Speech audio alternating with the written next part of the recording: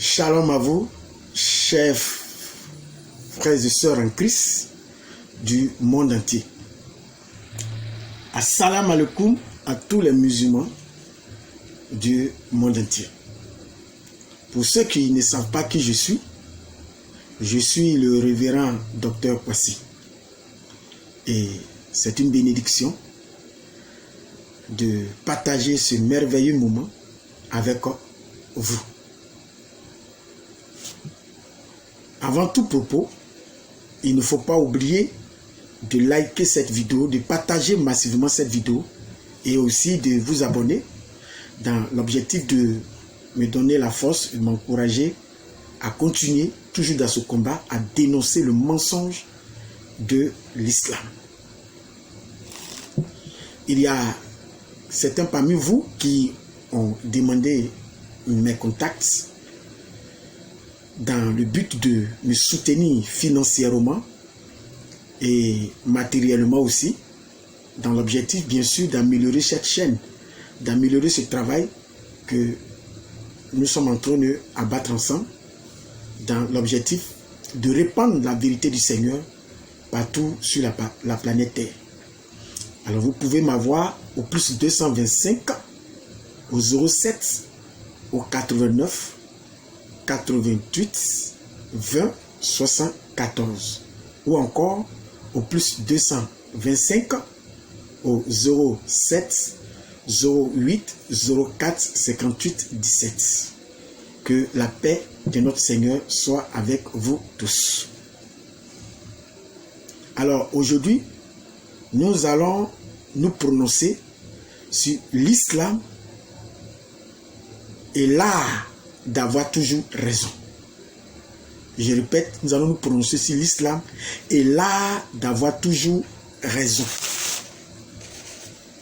Vous savez que souvent dans les échanges avec les musulmans, dans les débats, il y a souvent cette mauvaise foi que nous remarquons dans les échanges. Aujourd'hui, nous allons mettre à nu cette takia islamique,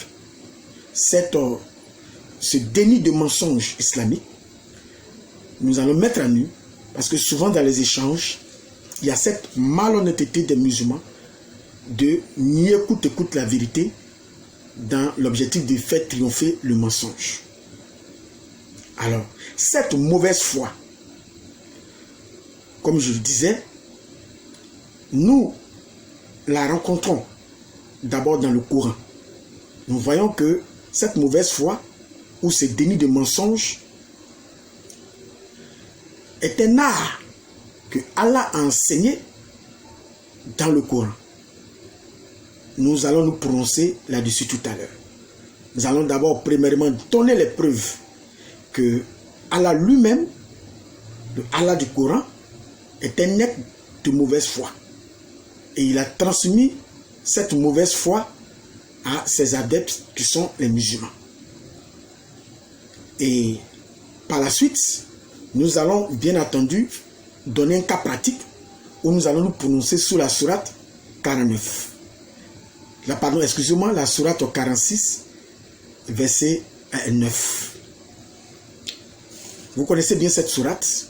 Cette sourate est une preuve, cette sourate 46, verset 9 est une preuve qu'aucun musulman n'a l'assurance de son salut.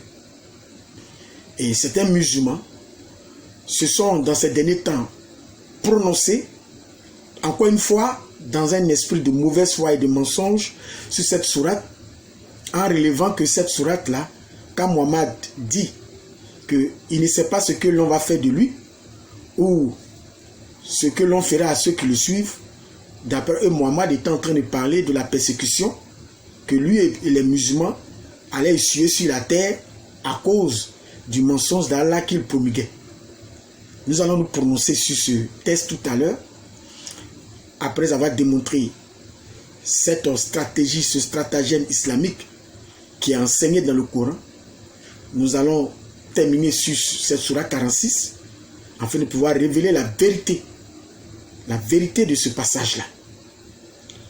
Commençons d'abord par prouver que Mohammed et son Dieu Allah sont des êtres de stratagème. C'est-à-dire, ils ont passé tout leur temps à enseigner le mensonge aux musulmans. Pour ceux qui me suivent, il faut faire la différence entre le mot stratagème et le mot stratégie. Je crois que tout à l'heure, nous aurons le temps de montrer bien la différence entre stratagème et stratégie. Pour certains d'entre vous qui ont un niveau intellectuel, qui sont à l'école, savent déjà d'entrée de jeu la différence entre ces deux notions. Mais il est important dans mon développement de revenir sur la différence entre les deux notions. Parce que ces deux notions, certes, ils ont la même racine, mais ils ont des sens différents. Le stratagème, c'est un mensonge, c'est une ruse qu'on utilise afin de faire passer le mensonge ou de faire triompher le mensonge. Alors que la stratégie en est une autre. C'est quelque chose d'autre. Ça n'a rien à voir avec le mot stratagème. Alors, prouvons maintenant que Allah est le premier à utiliser le stratagème et qu'il enseigne cela aux musulmans. Je prends la sourate 8, verset 30. Et rappelle-toi le moment où les mécréants complotaient contre toi pour t'emprisonner ou t'assassiner ou te bannir. Ici, c'est Allah qui s'exprime. Je continue ma lecture. Ils complotaient, mais Allah complote. Et Allah est le meilleur en stratagème. C'est-à-dire, Allah est le meilleur en ruse. Allah est le père du mensonge. Comme le dit le livre de l'évangile de Jean chapitre 8 verset 44, le diable est le père du mensonge. Et Allah ici dit la même chose, il dit qu'il est le père du mensonge, puisque quand il dit qu'il est le meilleur stratagème veut dire mensonge, veut dire ruse. Nous allons continuer à prouver que Allah est le père du mensonge et qu'il enseignait ce mensonge aux musulmans. C'est pour ça, lors des débats, il y a cette ruse islamique, cette takia que les musulmans utilisent pour tenter de cacher la vérité, dans l'objectif de faire triompher le mensonge de l'islam. Lisons par la suite la sourate 13, verset 42. Je prends la sourate 13, verset 42. Allah s'exprime encore. Écoutez, écoutons Allah. Ceux d'entre eux ont mangancé contre leur messager. Point. Le stratagème tout entier appartient à Allah. Le mensonge tout entier, la ruse tout entière appartient à Allah. Et comme le dit le texte de Jean chapitre 8, verset 44, le diable est le père du mensonge. Donc, vous voyez que Allah ici, dans cette sourate 13, 42 et dans cette sourate 8, 30, Allah dit que tout le stratagème, tout le mensonge, il est le père de cela. Parce qu'en disant que tout le stratagème tout entier l'appartient, c'est qu'il est le père du mensonge. C'est ce que cela veut dire. Nous continuons encore, parce que je vais donner au moins, ça fait déjà 2 versets que je donne, je vais donner 3 ou 4 versets. Donc nous prenons encore la sourate 68, parce qu'il y en a tellement que je suis obligé de sauter cette sourate. Nous prenons la sourate 68, verset 44 jusqu'au verset 45. Permettez-moi de faire la lecture. Laisse-moi donc avec quiconque traite de mensonge ce discours. Nous allons les mener graduellement par où ils ne savent pas. Verset 45 maintenant. Et je leur accorde un délai, car mon stratagème est sûr. C'est-à-dire, Allah dit son mensonge est sûr. Allah dit sa ruse, elle est sûre. Son stratagème est sûr. Alors que, chose bizarre, comme par hasard, il y a un véritable contraste entre le fait que Allah soit le père du mensonge et la destinée des menteurs.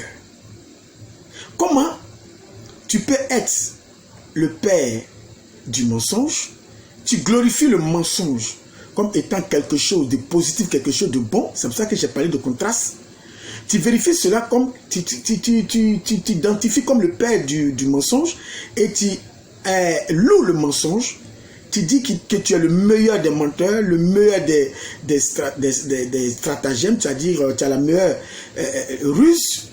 Et en même temps, le même Allah dit que tous ceux qui tuent le stratagème, c'est-à-dire tous ceux qui sont des menteurs, iront en enfer. Mais souvent, on n'arrive pas à comprendre. Toi-même, tu te vantes d'être le meilleur des menteurs. Et tu dis en même temps que tous les menteurs iront en enfer.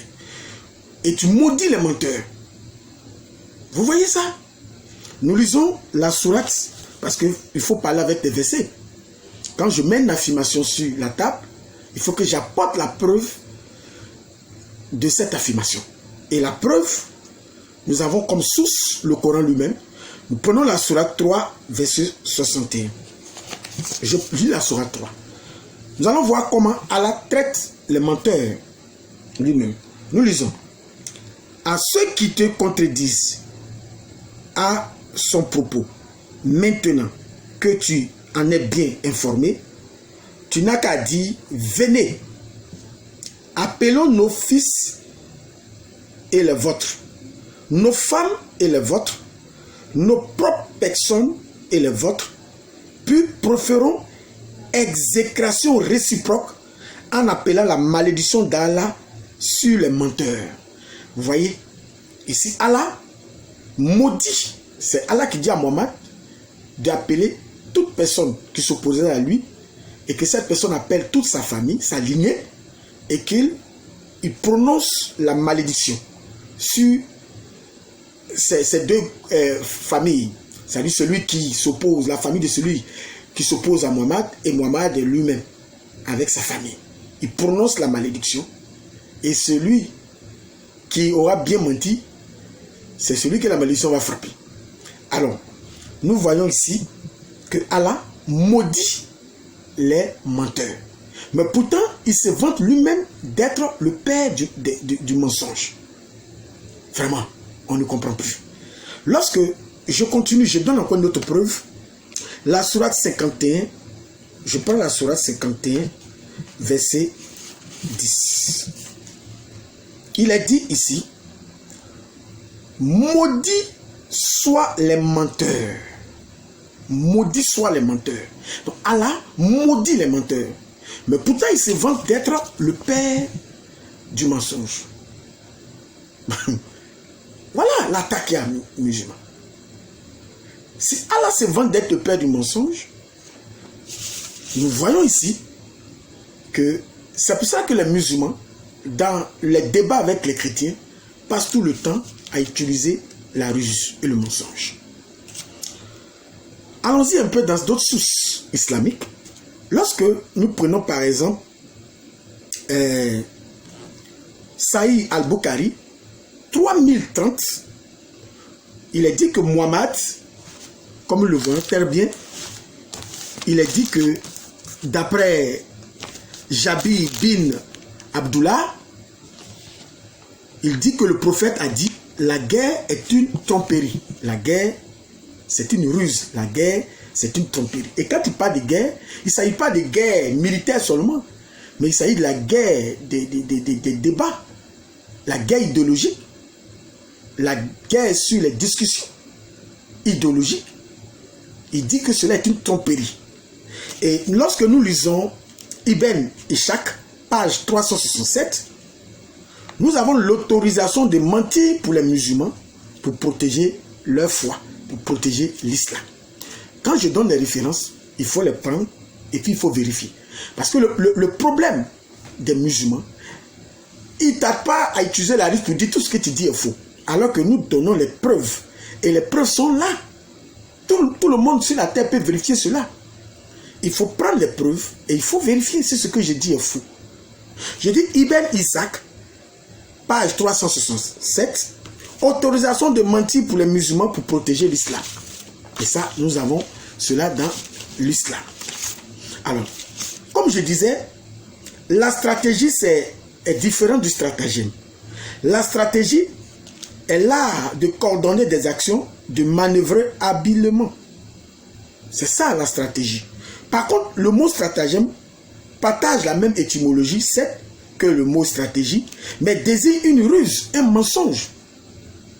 Or, Allah ne dit pas qu'il est un stratège, mais Allah dit qu'il est le meilleur des stratagèmes. C'est-à-dire qu'il a la meilleure, il est le meilleur des menteurs, il est le meilleur en matière de ruse. Et c'est ça la vérité. Et c'est ça qui choque.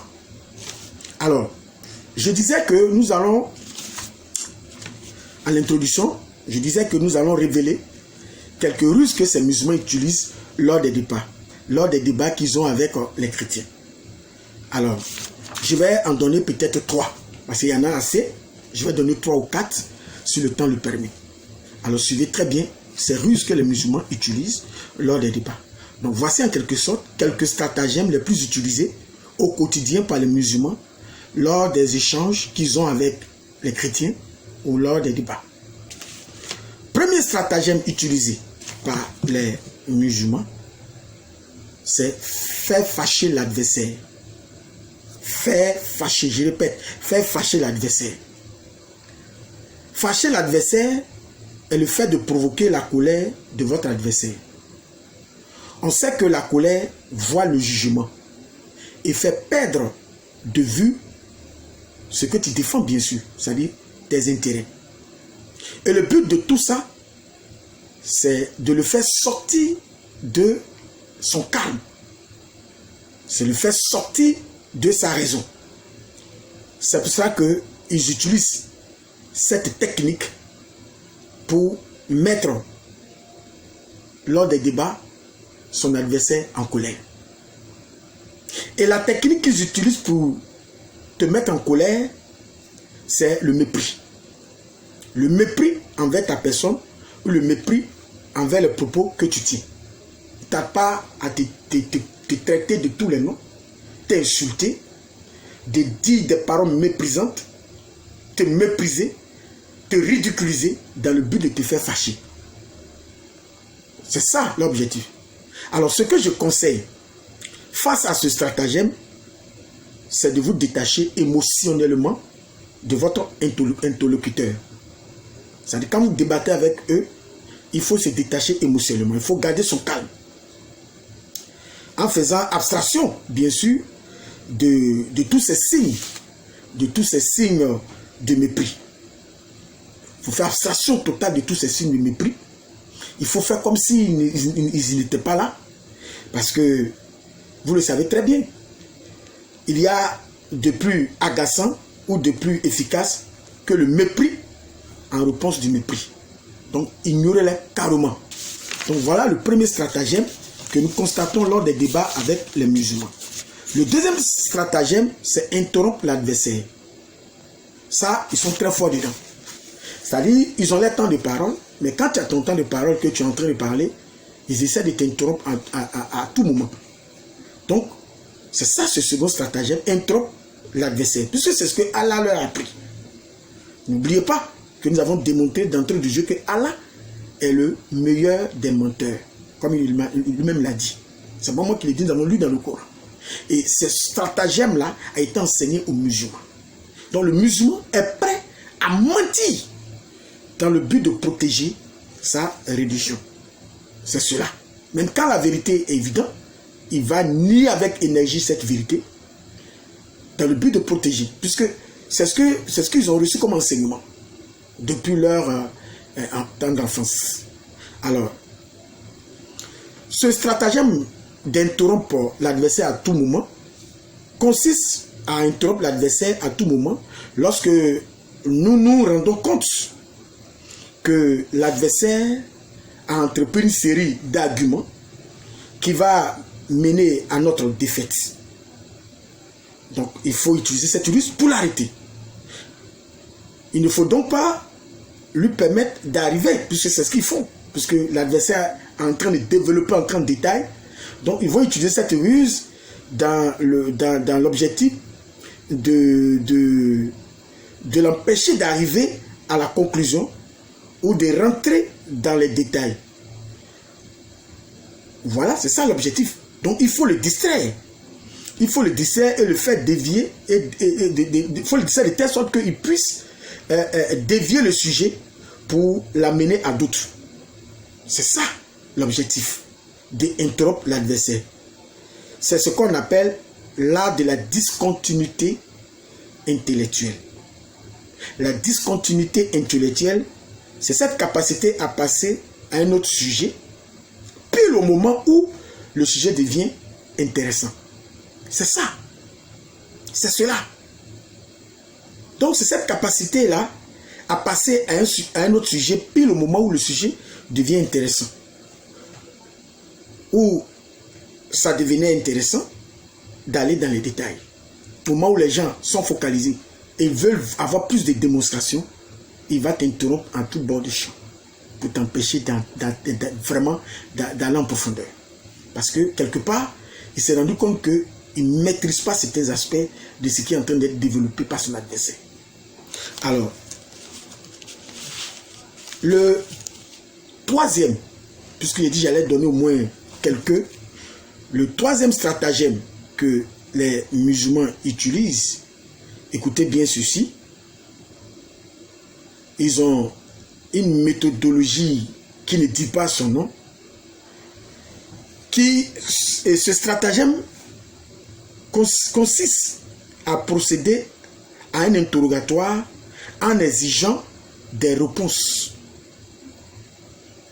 binaires, oui ou non. C'est-à-dire, il te pose une question fermée ou il te pousse à répondre forcément par oui ou à non. Ils aiment bien cela. Si vous remarquez, quand ils posent une question que tu veux démontrer cela, ils ne veulent pas. Ils vont insister à ce que tu répondes soit oui ou non. Et une fois que tu as répondu oui ou non, ils utilisent automatiquement les réponses que tu as données pour faire dire ce que tu n'as pas dit. C'est ce qu'ils font. Ils utilisent cela pour faire dire ce que tu n'as pas dit. C'est ça. Ça, c'est cette stratégie-là que nous constatons beaucoup, souvent dans les échanges avec eux. Et souvent, quand tu les coinces avec une question pertinente, ils répondent à une autre question qui n'a pas été posée. C'est-à-dire la question qui a été posée, il laisse cela parce qu'il sait qu'il ne peut pas répondre. Et il répond à une autre question qui n'a pas été posée dans le débat. Et enfin, comme j'ai dit, j'allais donner quelques. Ça fait 3 stratagèmes que je donne. Je donne le 4e maintenant. Stratagème, puisque nous devons nous prononcer sur la sourate 46, verset 9. Le 3e stratagème, c'est mettre l'adversaire en position d'accuser. Ça, ils sont très forts. Et cela consiste à mettre l'adversaire dans une position où il doit passer son temps à se défendre ou à se justifier sans être à mesure d'attaquer la croyance de l'adversaire. C'est-à-dire, il préfère te mettre dans une position où tu dois te défendre, te justifier. Et pendant que tu passes ton temps à te défendre, te justifier, tu n'as pas le temps de l'attaquer ou de rentrer dans sa croyance. Et c'est ce qu'ils font. C'est pour ça que quand ils viennent, automatiquement, ils demandent à ce qu'on leur donne des réponses sur la divinité de Jésus, sur telle chose, et ils passent tout le temps du débat à te maintenir en position d'accusé. Ça devient comme un interrogatoire, et ils t'ensomment avec des questions, et ils te maintiennent dedans pour ne pas que tu puisses, toi à ton tour, déposer des questions sur la table les concernant. Donc en un mot, ils t'empêchent toi de les acculer aussi, puisqu'ils passent leur temps sur cela. Il faut faire très attention lorsque vous êtes en train de débattre avec ces musulmans-là. C'est quelques stratégies. Il y en a tellement, mais j'en ai partagé 4. Je crois qu'on va s'arrêter là et nous allons maintenant donner un cas pratique. On va voir un cas pratique dans le Coran. Vous allez voir tout à l'heure la sourate 46, excusez-moi, verset 9. Je prends cela, sourate 46, verset 9. Suivez un cas pratique que je donne maintenant sur ce sujet. Là d'avoir toujours raison. Vous voyez, quand nous lisons cette sourate, nous avons la certitude que le musulman n'a aucune certitude de son salut. Que le salut du musulman est incertain. Mais quand ils prennent la parole, ils vont faire dire à cette sourate ce qu'elle ne dit pas. Ils vont venir dire non. Si Mohammed dit qu'il ne sait pas ce que l'homme fera de lui, ou l'on fera à ceux qui le suivent, si Mohammed dit cela, il ne parle pas de l'au-delà, mais il parle de sa vie sur cette terre. Il ne sait pas ce que ceux qui ne croient pas à son message lui réservent comme sort. Non, c'est pas vrai. Et je vais vous donner la preuve tout à l'heure. Mais pour l'heure, lisons cette sourate-là. Je lis. Sourate 46, verset 9. Il est dit, je ne suis pas une innovation parmi les messagers. Je ne suis pas une innovation parmi les messagers. Ça veut dire que le texte même reconnaît que Mohammed n'a rien apporté de nouveau. Rien. Ça, c'est d'abord un. 2. Le texte dit, et je ne sais pas ce que l'on fera de moi, ni de vous.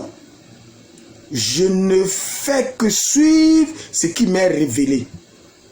Et je ne suis qu'un avertisseur clair. Ça, ce sont les dits de Mohammed. Ça dit, Allah fait dire à Mohammed, puisque c'est Allah qui fait dire à Mohammed ici de dire cela aux musulmans, que le salut n'est pas certain, que le salut est incertain. Les musulmans vont sortir avec les taqiya dans l'objectif de tromper la vigilance du monde. Mais vous ne pouvez pas nous tromper parce qu'aujourd'hui nous avons accès à vos sources. Nous lisons vos sources plus que vous-même. Alors pour ce fait, pour ne pas que certaines personnes pensent que nous sommes en train de plaisanter, on va lire Ibn Kathir.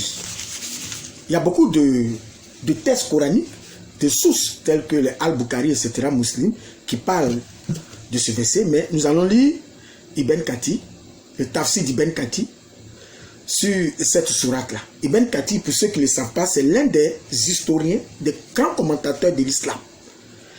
Il est l'historien, l'un des grands historiens de l'islam, l'un des grands commentateurs. C'est-à-dire, Ibn Kathir, il a pris tous les versets du Coran, en grande partie, c'est-à-dire de la première sourate jusqu'à la 113e sourate, puisqu'il y a 114 sourates en tout, et il a apporté un commentaire à chaque verset.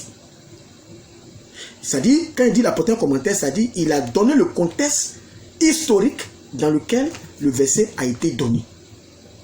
Qu'est-ce qui se déroulait de façon contextuelle dans le temps où il se trouvait et le verset a été donné. Je ne sais pas si vous me comprenez. C'est-à-dire, il donne l'aspect historique du verset. C'est-à-dire, il donne ici quel événement était en train de se dérouler, qu'est-ce qui était en train de se passer, et puis le verset a été révélé par là. Donc, Ibn Kathir nous donne cette information.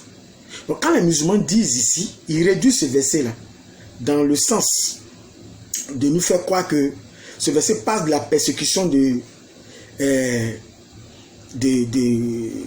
Mohammed ainsi que les musulmans qui ont cru en lui sur la terre. Je suis désolé, le verset ne parle pas de la persécution des musulmans ainsi que de Mohammed sur la terre. Au contraire, entre les musulmans et nous, les autres du monde, le reste du monde, qui est persécuté par son ami? Nous savons comment est-ce que l'islam s'est répandu. C'est avec l'épée, nous savons cela. Voilà, c'est avec l'épée. Donc dire que ces versets-là parlent de la persécution que Mohammed allait vivre sur la terre avec les musulmans qui ont cru en lui, je suis désolé, c'est tout sauf cela. Pourquoi? Ibn Kathir va nous donner le contexte dans lequel a été révélé ce verset. Disons Ibn Kathir. Et vous allez vous-même vous rendre compte que c'était un contexte funéraire. C'est-à-dire, il y avait deuil, quelqu'un était mort, avait rendu l'âme, et Mohammed est venu au funérailles de rendre visite. Et c'est dans ce contexte de deuil-là que Mohammed va donner la révélation va donner ce verset pour dire qu'il ne sait pas ce qui va l'arriver, ni de ceux qui le suivent. Ce qui va arriver à ceux qui le suivent. Écoutez très bien. Je lis. Tafsir Ibn Kathir, vous pouvez vérifier cela sur la sourate 49, volume 9, page 49, Al-Afkaf, puisque le nom de la sourate en arabe c'est Al-Afkaf, c'est-à-dire Al-Akaf, excusez-moi, Al-Akaf, verset 7 à 9, c'est-à-dire vous pouvez commencer à partir du verset 7 jusqu'au verset 9, partie 26. Je lis. Suivez très bien Ibn Kathir. Comme affirmation de l'ignorance du sort, on rapporte ce hadith raconté par Kharija ben Zaïd ben Tabet d'après Allah qui a prêté serment d'allégeance au messager de Dieu, qu'Allah le bénisse et le salue. Vous voyez, ce texte commence par comme affirmation de l'ignorance du sort qui est réservé à Mohammed et les musulmans. Vous avez bien compris. Donc il y a cette ignorance. Ok. Je continue la lecture. Elle a dit, 2 points, comme les Ansar, c'est-à-dire les Médinois, ont fait un tirage au sort pour donner hospitalité aux Muhajirin, c'est-à-dire les émigrés de la Mecque, notre part était Othman c'est-à-dire Othman ben Madoun, qui demeura chez nous et fut atteint d'une maladie qui causa sa mort. Bon, vous voyez un peu le texte. Les Ansar, ce sont les Médinois qui avaient reçu certains habitants de la Mecque, qui avaient cru au message du prophète, c'est-à-dire les Mecquois, et ils avaient tiré au sort pour voir tel étranger Mecquois chez qui il allait dormir, tel étranger Mecquois chez qui il allait dormir. Donc, la dame dit ici qu'elle a reçu, quand ils ont tiré au sort, elle a reçu un Mecquois du nom de Othman ben Madoun, qui demeura chez nous et fut atteint d'une maladie qui causa sa mort. Donc, l'étranger qu'elle avait reçu, du nom de Othman, ce Mecquois-là, il est tombé malade et quelque temps après, il est mort. Alors, suivez la suite. Quand il mourut, on l'a lavé et on l'a enseveli dans ses vêtements. En même temps, quand ils ont fait tout cela, l'envoyé de Dieu, c'est-à-dire Mohammed, a dit qu'Allah bénisse et le salue, entra chez nous et m'entendit dire, c'est-à-dire au moment où ils avaient fini, ils étaient en train de faire, apprêter le corps pour l'enterrer, Mohammed est arrivé et Mohammed l'entendit dire ce qui va suivre. Écoutez très bien.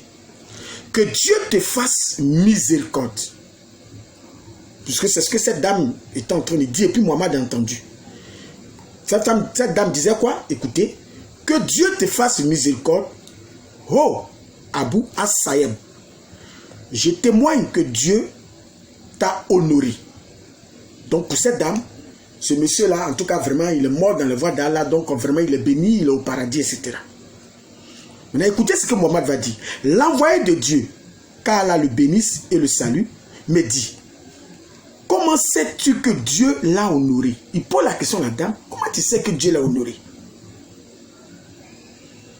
Je lui répondis. La dame va répondre. Elle me dit, je lui répondis, que je sacrifie pour moi, que je sacrifie pardon pour toi, père et mère, ô envoyé de Dieu. Qui est donc la personne que Dieu honore? Donc elle pose la question. Donc dans ce cas-là, si cet homme qui est mort dans les voies d'Allah, s'il n'est pas honoré, il n'est pas au paradis, mais qui est la personne que Dieu honore qui est la personne que Dieu honore dans ce cas? Et Mohammed répond, il répliqua. C'est-à-dire Mohammed répond, quant à lui, la mort lui survint par Dieu. Je lui souhaite tout le bien. C'est ce que Mohammed dit, souhaite tout le bien à cet homme qui est mort.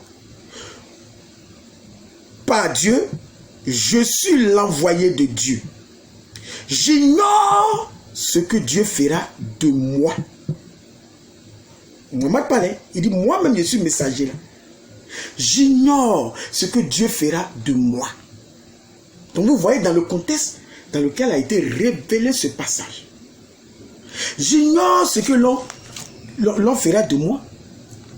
Comme il est dit, c'est pour ça qu'il dit, je ne sais pas ce que l'on fera de moi, ni de vous. Voilà. Et la dame va répliquer. Elle va répondre, je rétorquais, par Dieu, dorénavant, je ne déclarerai plus quiconque pur au regard de Dieu. Donc, quand le prophète a dit ça, il a dit, ah, à partir d'aujourd'hui, je ne vais plus dire que telle personne est bénie, telle personne est ceci, cela, parce que cette personne est morte, elle est morte dans la voie du Seigneur. Vous voyez? Voilà le contexte, le Tafsir d'Ibn Kathir, qui ici donne le contexte historique dans lequel ce verset a été révélé. Ici, il n'était pas question de la persécution de Mohammed sur la terre. Non. Il était question de l'au-delà. Qu'est-ce qui arrive à celui qui meurt en tant que musulman? C'est dans ce contexte de deuil-là, où ils étaient en train de parler d'une personne morte, que Mohammed a donné la révélation. Donc si Mohammed donne la révélation dans un contexte de deuil, c'est qu'il parlait de l'au-delà. Lorsqu'il affirme qu'il ne sait pas ce que l'on fera de lui, ni de vous qui le suivez, il parlait de l'au-delà. Et aucun musulman ne viendra ici pour dire le contraire. Je suis désolé. Nous avons aujourd'hui accès à vos sources. Donc nous ne pouvons plus nous tromper. Donc voilà un peu un cas pratique, par exemple, que je donne. Vous voyez, c'est cas qui est utilisé par les musulmans pour tromper les gens, pour faire passer le mensonge comme étant la vérité. Mais nous allons être là toujours pour vous recadrer. Parce que n'oubliez pas, nous avons aujourd'hui accès à vos sources. Nous avons accès à vos sources. Le Tafsir d'Ibn Kathir, tel que Al-Bukhari,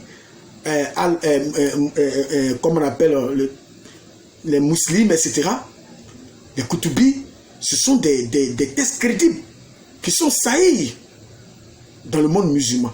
Quand on dit sahih, ça dit crédible. Ce n'est pas du mensonge. Donc, voilà ce que dit votre historien. Votre historien dit que c'est dans un contexte de deuil que le verset a été révélé. Donc, si le verset a été révélé dans un contexte de deuil, ça veut dire qu'on parlait de quoi? On parle de l'au-delà. On ne parle pas de persécution sur la terre. Je suis désolé. Alors que Dieu éclaire vos lanternes et que Dieu, face à cette vérité de l'évangile qui est propagée, qui est annoncée, vous prenez conscience de la vérité de Dieu. Que Dieu vous bénisse et que Dieu ouvre votre esprit pour que vous compreniez que vous êtes dans l'obscurité totale et dans le mensonge. Et il faut quitter ce mensonge. Il faut quitter ce mensonge afin de rejoindre la lumière de l'évangile. Allah vous a prévenu, Allah dit qu'il maudit ceux qui sont des menteurs. Si vous passez votre temps à utiliser la ruse pour cacher la vérité, chers musulmans, vous serez tous sous la malédiction. Et la malédiction, c'est synonyme de l'enfer. Ce n'est pas moi qui le dis, c'est Allah même qui l'a annoncé. Sur ce, que Dieu vous bénisse et que sa bénédiction vous comble et que les écailles de vos yeux tombent pour le triomphe de l'évangile de Jésus-Christ. Amen.